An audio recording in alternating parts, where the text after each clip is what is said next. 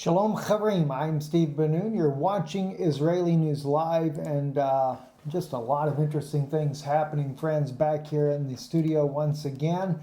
And it looks like we're going to be on here about 3 different times today, actually twice here on Israeli News Live. We'll be doing a Shabbat Live broadcast later tonight.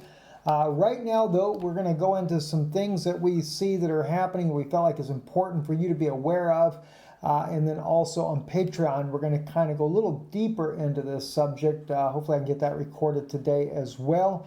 But Israeli government committee approves draft law criminalizing IDF filming of IDF soldiers. This is something that I-24 Israel News came out with today. We actually mentioned that to you guys just recently. The bill faces opposition, though, from the Attorney General, Avichai Mendelbelt, who says it is constitutionally problematic. And, I do understand. I will say this. I understand when there is a need for the security of soldiers as far as a secret operation and filming that and making that public. But what's really concerning when we're looking at a bill like this to start with is you would think that the Israeli government would be more open to the idea of filming this being filmed or photographed, what the soldiers are actually doing. It should exonerate them in the case of there's no wrongdoing to start with. But unfortunately, there's just too many incidences that are happening in Israel, as well as former IDF soldiers, both men and women, coming out exposing the things that they have done inside the IDF that is bringing a major shame upon the country, and of course exposes even more so, gives more fuel to the fire, so to speak, and we can't just say that this is Palestinian propaganda. So that's where the problem comes in. And even in a case like this here, the Haaretz today published an article that stated here, killing a child is not right, but not wrong enough for an indictment. This is dealing with a young man that was only 15 years old at the time that the Israelis, he was actually trying to climb a fence inside of the, let me actually read to you what it actually says here.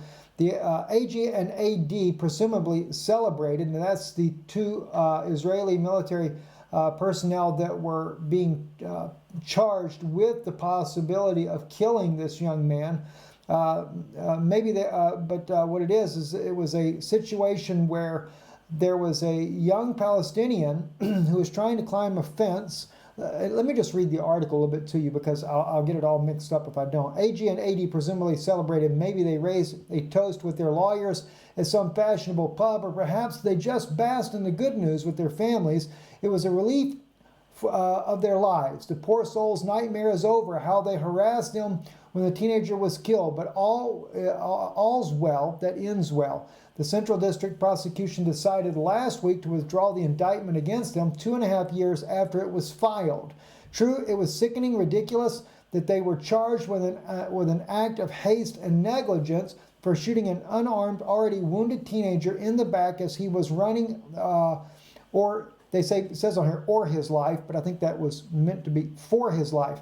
Still, it was an indictment which itself was only filed after the deceased family and Beit Salem petitioned the High Court of Justice. For a moment, it seemed as if the 2 would be given a suspended sentence of maybe a day or even a penny for a fine for killing a boy who had not yet turned 16, even though he didn't pose any danger or threat to them. But even this faint hope for a remnant of delayed and symbolic justice, for even the faintest likeliness of justice, was dashed in what could be more predictable than that.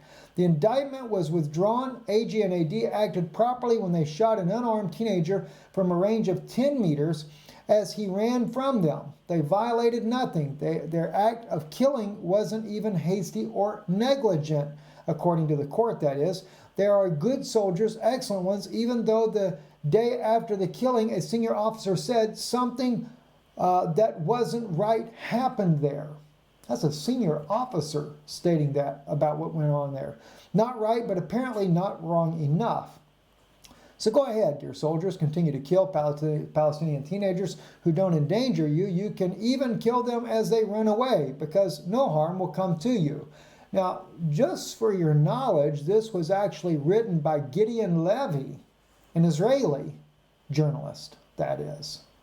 And it's more and more Israelis that are coming out recognizing that we are definitely not keeping Torah when it comes to the things that are happening inside of our country, inside of our government.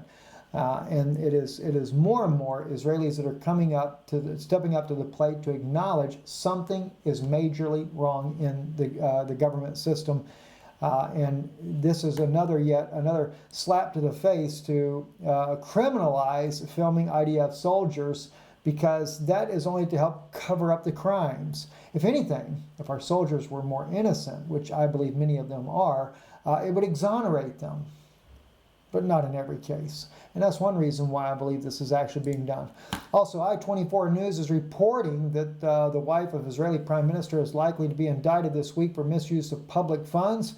Prime Minister Netanyahu continues and his family continue to say that this is nothing more than a witch hunt that is going on, but it looks like the indictment for her is already beginning to take root. Attorney General Avichai Mendebelt and State Prosecutor Shai Nitzan are expected to announce their decisions whether to prosecute the Premier's wife. While the decision has yet to be officially made, reports have indicated that the indictment was likely after failing to reach an agreement with the Netanyahu's lawyers. So I guess it still kind of will be weighed in the balance to see how that will take place, depending on maybe pending some type of plea bargain with the lawyers there that might change that indictment proceedings. This is also another very interesting news that's coming out here. This is on mintpressnews.com. It's, again, really signifying what we've been bringing out for about a week now. Russia, Syria warns of a coming false flag chemical attack, have a ring of truth. The Mint Press is saying both Russia and Syria have sounded the alarm over an impending chemical weapons provocation, possibly compounded by the U.S. Truman Strike Group recently deployed to Syria. Not only that, the article goes into what we were sharing with you guys the other day, and that is the White Helmets given a $6.6 million fund to continue their campaign. And of course, these are the very candidates that have been accused by both Russia and Syria and also other credible news sources there that they're the ones carrying out the chemical weapons attacks, whether they be staged, false flagged, or actual real chemical weapons being used. So very troubling indeed. And it just goes to show that Syria is definitely not out of the limelight whatsoever when it comes to the Middle East. Two are injured, and a woman with a box cutter attacks people in a French store, reportedly shouting Allah Akbar. That's coming out here just a couple of hours ago. She was running through a supermarket in La Seine-sur-Mer, southeastern France. So she has been taken into custody and being checked for terrorist links. She was detained after assaulting an employee and a customer with a cutter knife at a store of Var department on Sunday, BFM TV reported, citing a local prosecutor. It said that the customer was stabbed in the chest, while the employees and others injured in the eye. The attacker, dressed in black and wearing a veil, was stopped by the supermarket staff. BFM TV reports there. The woman shouted Allah Akbar in the moments of the attack, according to the AFP reporter who spoke with witnesses. However, the woman could have a mental disorder, the prosecutor did note in his assessment there. Very troubling already to see that. Russia Insider, by the way, is reporting that Russia, Moscow, and China's Beijing are now putting together their high-speed rail car that will run from Moscow all the way to Beijing. That's a report that just came out. They're called the Beijing Bullet Train, and it is happening. This was according to the questions that were being asked President Putin as they had the live open-air questions for the general public to be able to ask their questions, which, of course, there were thousands, 2 million actually received, and he did answer about 80 of those. Wonder what the percentage rating is on that there. Another interesting thing sent to me by my good friend in China, won't call my brother's name there for his own sake there, but they had a very unusual rainstorm in China that caused sea life to come falling down out of the skies and onto the cars below, including this, what you would think is an actual staged picture. But Not so fast. Starfish landing on the windows, shrimp landing on the windows, and even in a case of one, they actually got 100 yen that landed on their window. That kind of reminds me of a waterspout tornado that maybe actually touched down while the storm was coming over, that would have drawn up the sea life and actually then dispersed the sea life back onto the earth. Much like human beings are picked up by tornadoes and then their bodies dropped sometimes up to a half mile or a mile away, or even further in some cases there. Very interesting how that all happens. Severe storm causes sea creatures to rain down from the sky on Qingdao motorists. This was came out today, June 17th, 2018. Shanghai is the actual publication.com that published the article. Shalom to everyone, and we will talk to you guys later in a world of course, Ein Shalom.